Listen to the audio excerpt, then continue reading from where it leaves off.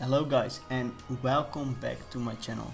So first of all, it has been a very long time since I uploaded. It was at the end of last season of the CPC. So I myself did not know when I would resume uploads, if it would be next season of CPC or that I would just record something in the meantime, but I've been quite busy. I also took a little bit of a break from Pokemon, but now I'm back. And that's because, as you may have already seen in the title, I have joined NPL Minors. So I thought about doing a video, and I might just, I think, not the upcoming week, because normally we upload those battles every Tuesday, but because I had some battles to still do because of the team that I took over. Week 3 will be uploaded today. Next week on Tuesday there will be the week 4 uploads, and then after that every Tuesday the battle will be up. And after week 4 I also will probably make a video, if I have some time for it, about to talk about my transactions, because I took over the team. I took over from George and his San Francisco Arcanines, and he did not draft the best team he could, in my opinion, and I drastically changed a lot of things on it. I think I only kept around 3, or maybe I think I kept around 3 months. Yeah, I kept 3 months on the whole squad, so that's quite much on 11 months, so to say. So I completely revamped, but we will be going over that in another video. For now, the first 2 battles, week 3 and week 4, will be with this team still. So week 3, this week we're up against Regulator, who also just recently took over, because NPL Minors, there were quite a lot of coaches unfortunately had to leave due to various reasons. So we are battling Greg this week. So yeah, let's just go quickly over the teams and then just hop right into the battle. I think yeah, I've given pretty much enough introduction already. Yeah, I think that's just it for now. So the teams, my team consists of, because you don't know the whole squad, my team consists of Z Manaphy, Hippowdon, Fortress, Mega Sceptile, Sylveon, Alakazam, Ambor, Galvantula, Kovagigas, Tauros and Braviary. So overall it has some bulk, it has a little bit of offense, but like the offense does not hit that hard. Yeah, things like Manaphy with C Axis of course can hit hard, but on itself it does not hit hard. Yeah, there are some underrated threats like Tauros and Braviary that can hit decently hard. Ambor is a great wall breaker, but still Ambor can't carry that role on his own. Alakazam can be great late game, but still the team is a little bit lackluster for sure. And then with Greg's team, which also been a little bit of a mix, because he also took over this team, and that's Weavile, Mega Sizzle, Arcanine, Gyarados with C-Axis, Decidueye, Kommo-o, Togekiss, Miltank, Hitmonlee, Diancie, Manectric. So Z usage is basically in this in the league, the NPL Minors, you can use all Z moves except for Omni Boost and Evasion Boost. So with Manaphy it's a little bit it's nicer for Gyarados mostly, which is run an offensive Z move. Manaphy can pretty much run a various kind of Z moves. Most likely it will just be to break something. But mainly when I looked at this matchup, like of course Weavile can always be threatening. Yeah, like I had Ambor, and Ambor resists its both its stab, but like Aerolay still hits hard, and offensive Weavile still hits pretty strongly. Then if you just look at the rest of my team, yeah, Sylveon takes knockoffs, but that's it. Yeah, Fortress kind of deals with it, but also Natural Gift Fire might be a heat tag, also repeatedly knockoff switches, hazard switches. I don't think that will be great. Manaphy with C-Axis can definitely, because knockoff will then be reduced, so I had some ways around it, but always a big threat. Mega Scizor, again, offensively, when I have Manaphy and Ambor, especially Ambor, can kind of handle it itself against it, so if he brings it, then he will most likely be to a more of a defensive pivot, I feel. Arcanine, also a little bit iffy. It does handle some of my team, but still also a lot of my team can handle it. Gyarados is always a big threat, especially with Z-Fly, because I don't have a flying resist on this team. It can deal, I think, with almost all my mons pretty well actually. It has some coverage with just C-Bounce, it will just straight up destroy me. The Decidueye can also be like a nice pivot. I don't have a Dark type actually, so it can kind of spam Shadow Ball, but still I have a Tauros and a Braviary, but they are not the bulkiest ones, of course. Bravia can be, but naturally it isn't. Kumo is pretty great against my team, except for the fact that I have a Sylveon. So if he works itself around that Sylveon, it can be a bit of a threat. Togekiss is definitely a problem because I don't have a flying resist, so it can either be like nasty plot variant to break my more bulkiest mons, or just be Scarf and pretty much flinch everything to that. So that's pretty scary. Miltank, if it comes for the rocks, but that's most likely it. Hitmonlee, if you look at my fighting resist, I have a Sylveon, I have conventional bulky, I have a Govergigas, but that's it. Oh, and Alexam, but so I don't expect him to bring Hitmonlee straight up, especially not like just an offensive set, but of course a late game cleaner Hitmonlee with the right coverage, with like maybe Poison Jab for Sylveon, knock off for Kovac and Alakazam, fake out to start off and also break the Alakazam sesh, and then just finding coverage for the rest. Could still put in some work if I let my checks go down early. The NC could be a defensive pivot, can be there for rocks. But overall, like mons like a Powdom and Manaphy can deal with it for sure. And Manectric is, because it does lack a ground type, is kinda his only electric immunity. So he might just bring it for the sole reason of that. And also if you look at my electric immunities, Megaceptor, quite weak to ice, won't be switching that in. Galvantula dies to an overheat pretty much, and then Hippowdon, and he could work its way around Hippowdon, just Toxic it on the switch, and then switch out into mons that can pretty much deal with Hippowdon, like maybe Togekiss, bulky Miltank, mons like that. He can definitely work itself around it, so definitely could come. So I will just go over the team I built fairly quickly then, because I kind of forgot to ask Trev if I need to do actually a team builder or not, because I know for majors this season it's mandatory. So yeah, we will be going over the team. So here is the team, guys. So first of all, I started off the team pretty much with this Manaphy set. And this Manaphy set was basically just designed because I saw that Gyarados, I saw it was a big threat.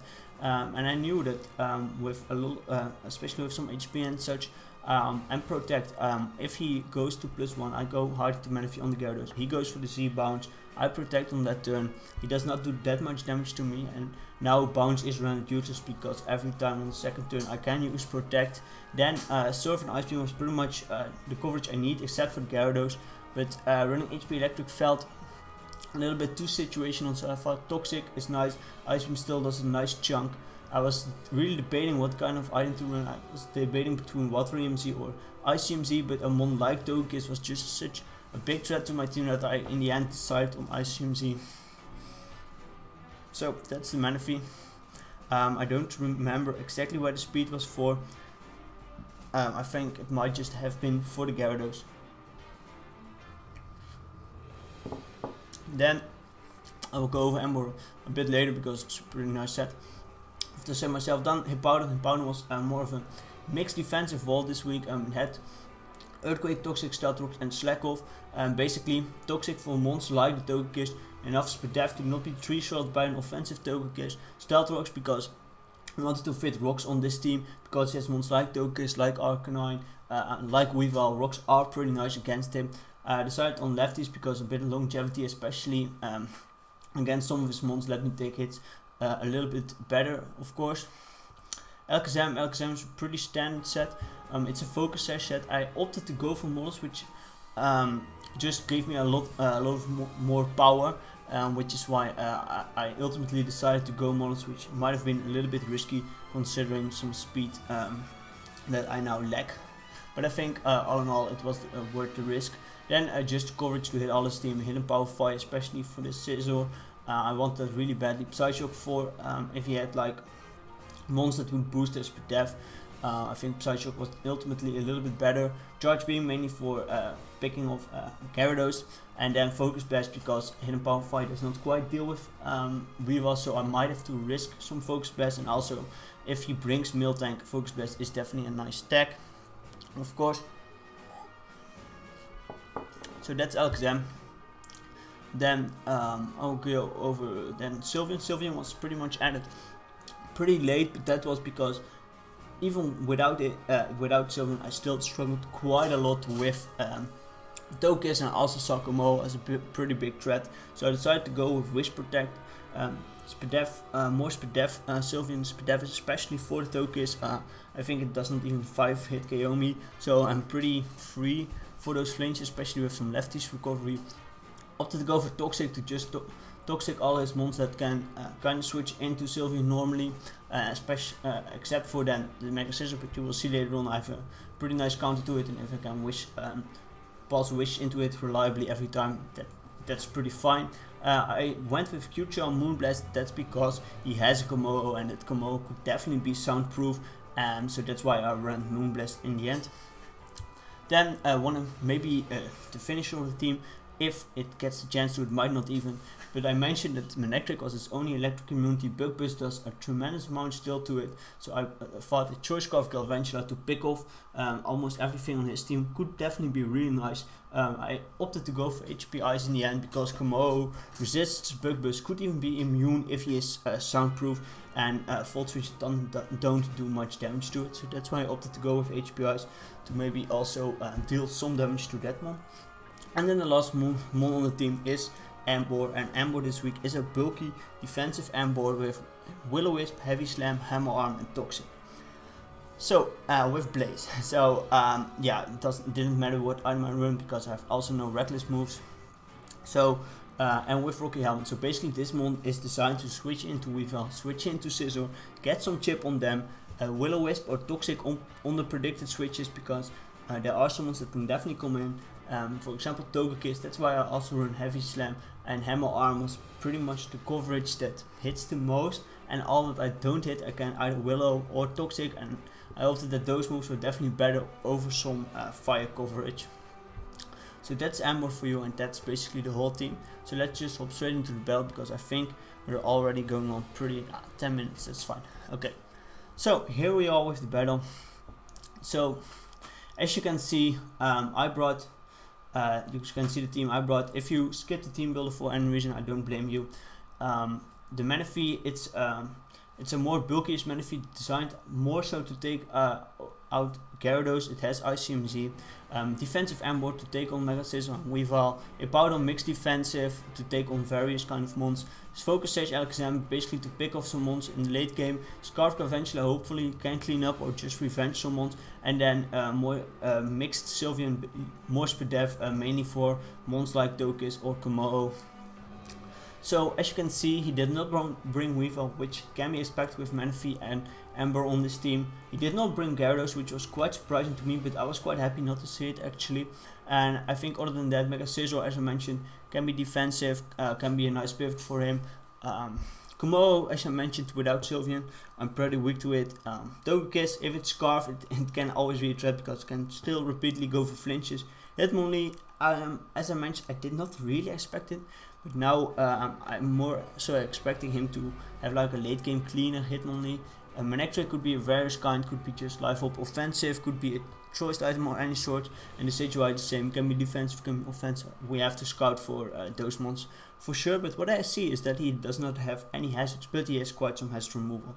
Like the Sage-Y, Togekiss, Scissor can all run Defog, Hitmonlee can run Spin, so if I get Rocks up, it's nice, but still he can easily remove them, I feel. So what I do, I still lead with Hippowdon because I felt Hippowdon could put up rocks on quite some mons. I think if you brought in Togekiss, I would gone straight for Toxic. Getting that Toxic early game would be pretty nice. On Scissor, Hitmonlee, Manectric, I could all pretty much set up stealth rocks.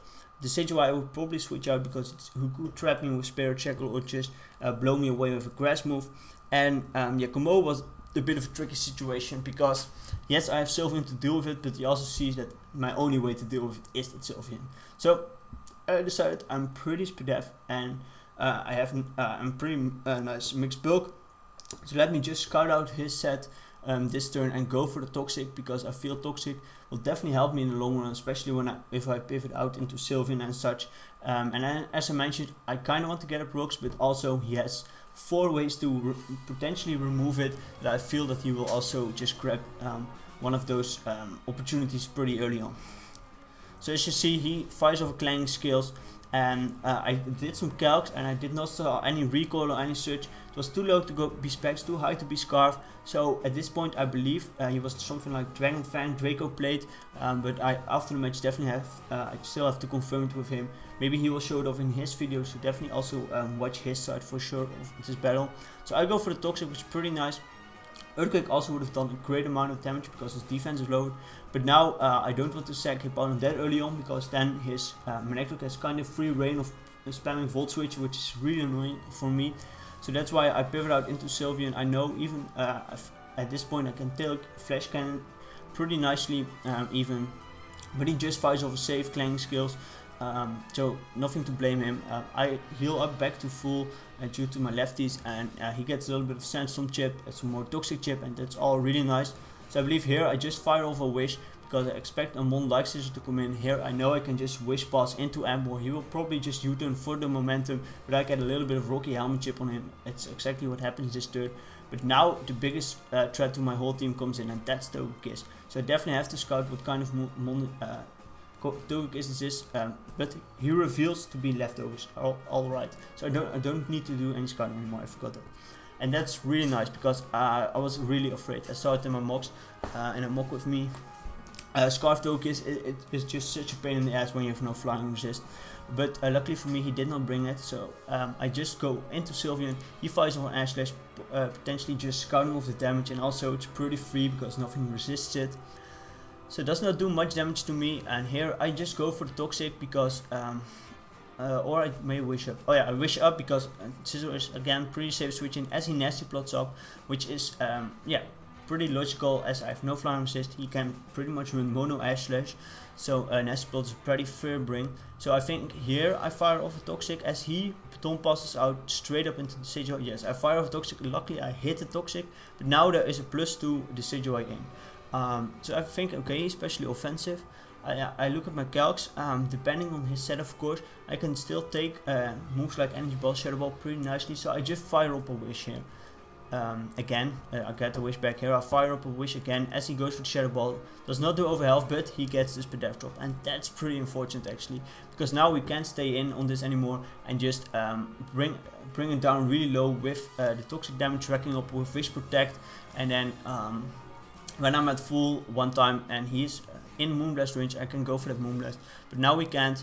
So I will protect this turn to scout if he might switch out, maybe predicting me to switch, or that he switches up his moves and I can rack up some more Toxic damage. So I protect as he just keeps firing off Shadow Balls. I'm back at full, but now I have a problem because I'm definitely too solid at this point, and I can't reliably, yeah, I could try to Wish Protect stall this, but it definitely would be a pain, and it would also definitely be nice to keep the Sylveon for the Togekiss and the Komodo still. So what I do is I make, I think, the play into Manaphy, which might be a little bit risky, but at this point, him repeatedly going for Shadow Balls, like there's no drawback for going to Shadow Balls, of course, but I did not see him switching it up to like Energy Ball, and at this point I thought he might even be locked in. Maybe it's just a Scarf set, and as I mentioned, with no normal types that I did not bring, Shadow Ball is a really free play, so he goes for that Shadow Ball. On Manaphy does a big chunk, but I knew I could live it, and I knew he's slowly dying, and that's exactly my point. Normally I don't run such a bulky team, but this time I did, and I have Protect on this Manaphy, so for sure I want to know 100% if he is Scarf or not, because that if I stay in and just attack him, he ends to be Scarf, I lose Manaphy, and that I don't want. So I go for the Protect. Yeah, he does not expect Protect Manaphy, of course. He just stays in, goes for Shadow Ball. So I'm thinking, yeah, he's definitely Scarfed. So I pivot back out into Sylveon here, and he just goes for the last bit of damage he can do. Does quite a nice chunk actually, and his Decidueye dies, but Sylveon is at half, Manaphy is at half, so I think it did its job pretty nicely, but there's at least one Mon down, so we're now up 6-5. He brings the Togekiss, he goes for the same shenanigans. I Toxic here immediately because I knew he would probably go for Nasty Plots, and I thought Toxic was definitely my best play here. I tried to, after the first Toxic and him seeing that he Nasty Plot, I was like, okay, what could be his Nasty Plot targets? And I thought, okay, it could definitely be Manectric, and Komodo for sure, and I did not want them to come in for free. Like that could definitely be really threatening actually. So what I did is go fire off this Moonblast, because I'm chipping down the tokens. It get some toxic damage racking up every turn. If I catch Komodo, it probably will straight up die or just be really weakened, especially with toxic on it, and Manectric also will take a nice chunk. So I spam just Moonblast here, weakening the tokens. In the meantime, he has Roost, but with toxic damage you can't get out of this loop. I'm slowly getting my health back with this, but then unfortunately he gets an slash crit. I don't know his exact investment, but I believe I definitely could have taken that hit, and especially when I went for Moonblast that turn, he would definitely be really low, and then yeah, I don't know how it exactly would have played out, but it was definitely huge because of mons like Komodo actually, because it can now freely spam a Dragon move first on my team, which is really scary. So here I go Manaphy, and I look at my calcs and I saw if he's max HP, and I think from the damage he was max HP, I have to go for the Sub-Zero Slammer, because normal Ice Beam is not killing from that range. So as I go for the Sub-Zero Slammer, he goes hard into his Manectric, takes a really nice chunk, but of course I don't want him to just click Volt Switch. I don't want Manaphy to die at this point, because I think it's definitely still pretty nice against Komodo to revenge that, to revenge Togekiss, and if he's not a late game cleaner Hitmonlee, also to revenge that. So here I just fire off that Protect to see what he locks himself into potentially with Manectric, and then I know what the safe switch to say, but he makes a double into Komodo, expecting me to go Hippowdon, which of course would have been my play if I did not have Protect. But now, yeah, I can pretty much fire off an Ice Beam here, because I might not kill Komodo straight up, but yeah, I'm putting it definitely in toxic range, or at least really low, and that's really nice. So I fire off an Ice Beam as he just now pivots out into Scizor. It was quite an obvious play, but still, I did not see any harm into it, and as you can see, I'm slowly chipping down his Scizor, which is pretty nice. At some time, if most likely has Roost, it's forced to Roost up, and then I get like a Mon in for free. So here I pretty much have to pick up a sack, because he U-turns out to Komodo, and I lost my Sylveon, so I sack Hippowdon, because as you can see, yes, Manectric can be annoying for my team, but all my other mons were just kind of pretty valuable. Like Sash Alakazam pretty much can get a kill. I don't want to be Sash broken from a switch. As I mentioned, Manaphy can still revenge Komodo and Togekiss. Galvantula could potentially clean up late game, or at least do some chip damage to it, and Ambor is the only way of dealing with Scizor. And also still takes nice hits from Hitmonlee even. So one mon goes down, but now Alakazam can come in, and I just click Psyshock as he sacks off his Togekiss. So that's pretty logical. He now knows that with Scizor he can just U-turn on Ambor, but he can U-turn out into Komodo and get a kill, so he does not need Togekiss for that, and the other 3 mons just outspeed and kill Togekiss. So here he goes Scizor, and okay, that's a pretty huge turn, but I go for Hidden Power Fire as he most likely clicked Pursuit, I believe. And this was a pretty big turn, because if he clicked Bullet Punch, my Sash would have been broken, and that could have turned out to be a different game from there. But I went for HP Fire for various reasons. One, Pursuit is definitely an option. Also, he clicked U-turn. Like, U-turn is also a pretty fail-safe play, because it's not a fail-safe play, but like he could definitely click U-turn. If he clicks U-turn and I go into Ambor, he goes back into Komodo, he gets a free kill again, and that's not a cycle I want to be in. And I also knew that the chance of him Bullet Punch were quite low, because of all the mons that I had in the back. So definitely could take the risk. And yeah, if he U-turns, if he pursues, I just lose so much momentum. And luckily I get this play right, and his Mega Scizor dies, and that's pretty nice. Because not only was the Scizor a big threat to stand in the way of like spamming Hidden Power Ice or Bug Buzz to clean late game with Galvantula, it was also just just a big threat, and my Sash is still intact.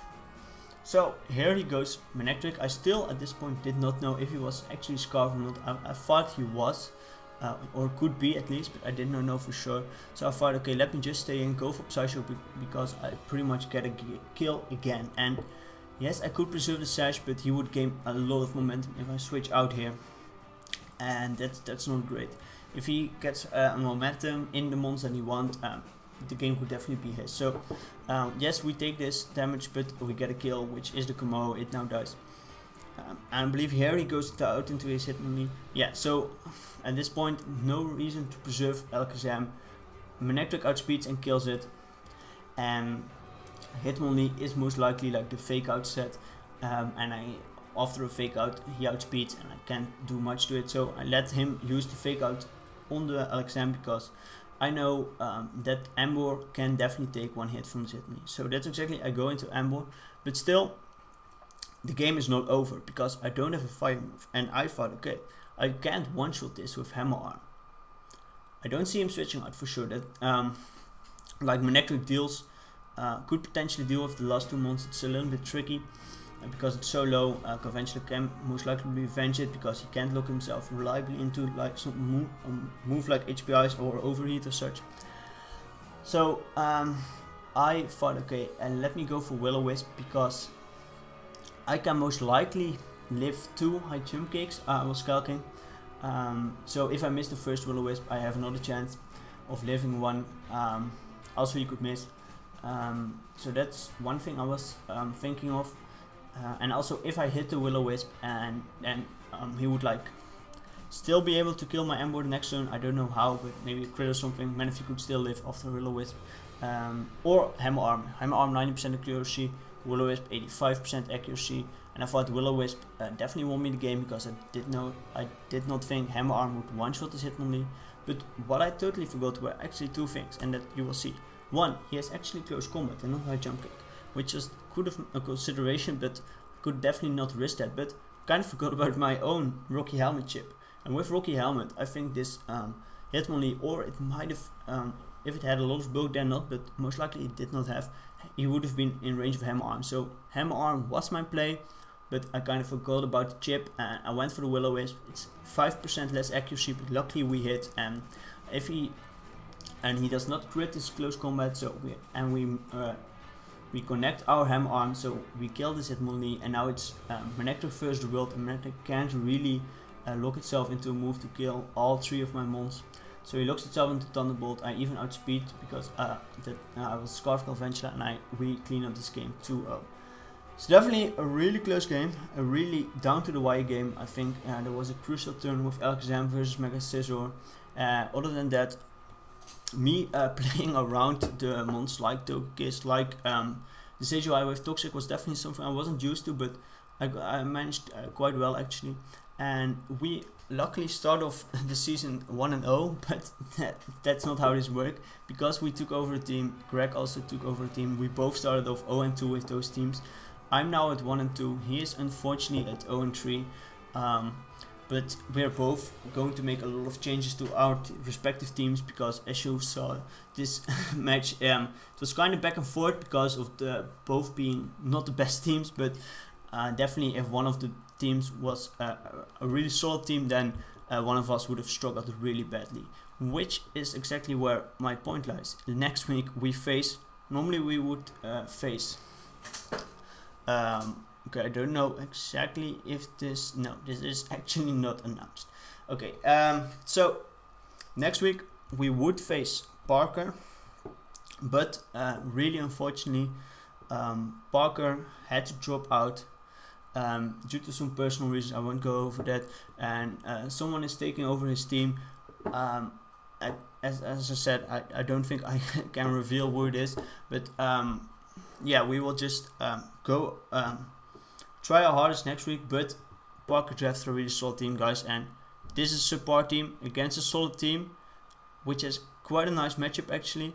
Yeah, this is really a pain to build for. So we will try our hardest next week, but don't be amazed when we start off like 1-3, and we will then get our new team. And with our new team, I hope we can get the ball rolling and get some couple of more wins until the end of the season, which is by week 10. I think that's it for now, guys. If you have any questions, I about me or who I am if you don't know me, if you're watching me through the NPL Minors, or just about my why I brought certain sets, why I played a certain way, just in general. Just you can always hit me up on Discord. I'm pretty active there. You probably are in the NPL fan Discord, which I also am in, so just feel free to hit me up if you want to. But that's it now from me, guys. Bye.